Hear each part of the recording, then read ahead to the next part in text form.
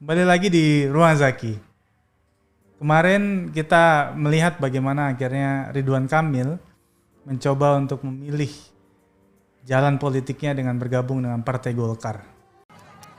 Arak-arakan sejauh 4 km menuju lapangan Tegalega Bandung Minggu pagi jadi bentuk sosialisasi dukungan Partai Nasdem kepada Ridwan Kamil untuk menjadi calon gubernur Jawa Barat tahun 2018 hingga 2023.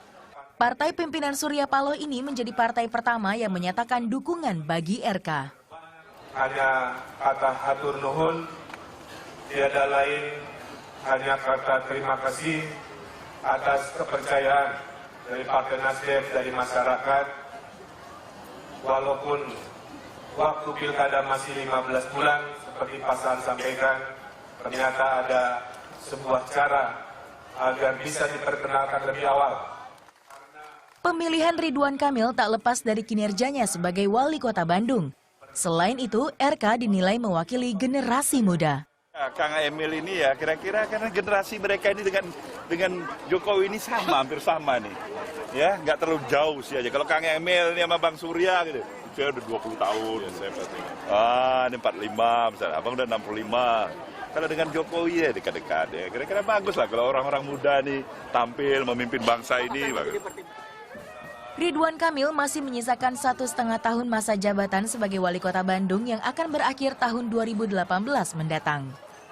Ikhwan Sabah melaporkan untuk NET. Permasalahan dan program terbaik untuk masyarakat Jawa Barat.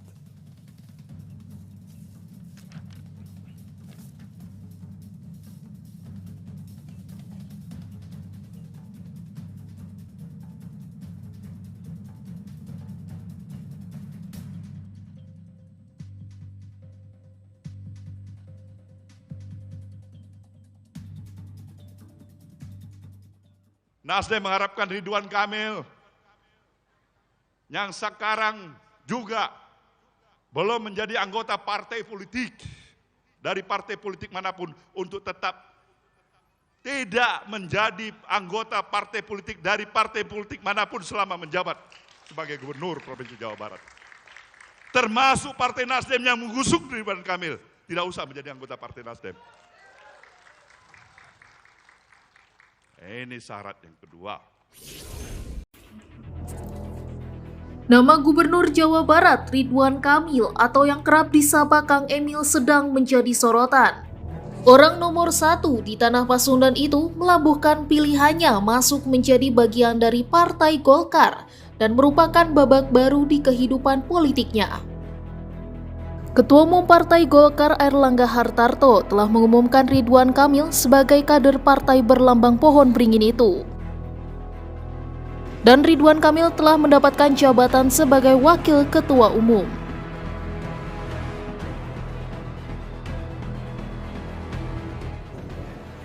Pertemuan sore hari ini menjadi istimewa karena secara resmi Pak Ridwan Kamil masuk ke Partai Golkar. Dan masuknya Pak Ridwan Kamil ke Partai Golkar ini ditandai dengan tadi sudah diberikan kartu tanda anggota dan Pak Ridwan Kamil sudah menggunakan jas kuning. Dan kelihatan Pak Ridwan Kamil kelihatan semakin ganteng dan semakin cerah. Saya sebenarnya tidak meminta, yang penting terserah Pak Airlangga, tapi Pak Airlangga berbaik hati menempatkan saya posisinya Wakil Ketua Umum di penggalangan pemilih ya, dan co-chair Bapilu. Iya, kira-kira begitu. Dan saya fatsun ya terhadap keputusan organisasi, maka kemana-mana keputusan partai terkait Pak Airlangga sebagai capres pun itu akan saya narasikan di mana-mana. Saya kira. Selama mengikuti kontestasi politik selama ini, Emil tak pernah ingin bergabung ke partai pengusungnya. Pertama, kala dirinya mengikuti perhelatan pemilihan wali kota Bandung pada 2013, ia diusung oleh Partai Gerindra untuk berpasangan dengan Odet Muhammad Daniel yang merupakan politikus PKS. Dalam rapat pleno Komisi Pemilihan Umum Kota Bandung pada 28 Juni 2013, Emil bersama pasangannya menang telak dari 7 pasangan lainnya dengan meraih 45,24% suara. Kesuksesannya dalam membangun Kota Bandung menjadi bekal untuk karirnya menuju pemilihan Kepala Daerah Jawa Barat 2018. Ridwan Kamil pun diusung sebagai calon gubernur Jawa Barat berpasangan dengan UU Ruzhanul Ulum oleh P3, PKB, Partai Nasdem, dan Partai Hanura. Rapat pleno rekapitulasi hasil suara pemilihan gubernur Jawa Barat 2018 menyatakan pasangan nomor urut 1 yakni Ridwan Kamil dan UU Ruzhanul Ulum berhasil mendapatkan suara terbanyak berdasarkan hasil rekapitulasi itu. Pasangan Ridwan UU mendapatkan 7 juta lebih suara atau unggul dengan torehan 32,88%. Pasangan Ridwan UU unggul dengan selisih 4,14% dari pesaing terdekatnya yakni pasangan nomor urut 3 Sudrajat Ahmad Saiku dengan raihan 6 juta lebih atau setara dengan hitungan 28,74%. Awal 2023, Emil dikabarkan memutuskan untuk masuk ke Partai Golkar. Ketua DPP Partai Golkar Dev Laksono menjelaskan, Ridwan menjadi kader Golkar melalui Kesatuan Organisasi Serbaguna Gotong Royong atau yang dikenal sebagai Kosgoro yang merupakan sayap partai berlambang pohon beringin tersebut.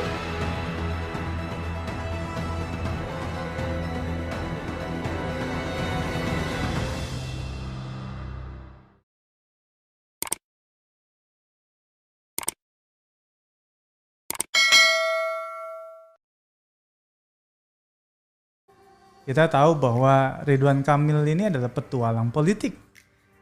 Dari mulai ketika dia menjabat sebagai wali kota Bandung, ada Gerindra dan PKS juga partai-partai kecil yang kemudian ikut mengusung dan mendukung Ridwan Kamil pada saat itu. Tetapi setelah kemudian masa jabatan 1 periode sebagai wali kota Bandung, Ridwan Kamil mencoba mencari peruntungan politiknya dengan maju menjadi orang nomor 1 di Jawa Barat. Ini perjalanan politik yang luar biasa. Semua orang tahu pada saat itu, partai politik tahu bahwa Ridwan Kamil adalah salah satu kandidat yang paling potensial. Tetapi dampak dari Pilkada DKI Jakarta membuat pada saat itu banyak partai politik mencoba untuk menjegal Ridwan Kamil maju dalam gelanggang Pilgub Jawa Barat pada saat itu. Sehingga hampir-hampir saja Ridwan Kamil tidak bisa dicalonkan sebagai calon gubernur Jawa Barat karena alasan tidak ada kendaraan politik yang cukup untuk bisa mengusung Kang Emil. Dan Partai Nasdem pada saat itu adalah partai pertama yang kemudian mencoba mendeklarasikan calon gubernur Jawa Barat Kang Emil, di mana pada saat itu baru satu partai politik yang secara kursi tidak cukup untuk bisa mengusung Kang Emil sendiri. Proses politik yang panjang melawan partai-partai besar termasuk PDIP, Golkar, Gerindra, PKS, dan lain-lainnya. Akhirnya kemudian Nasdem berusaha untuk mendekati dua partai lainnya agar syarat untuk memajukan Kang Emil ini berhasil.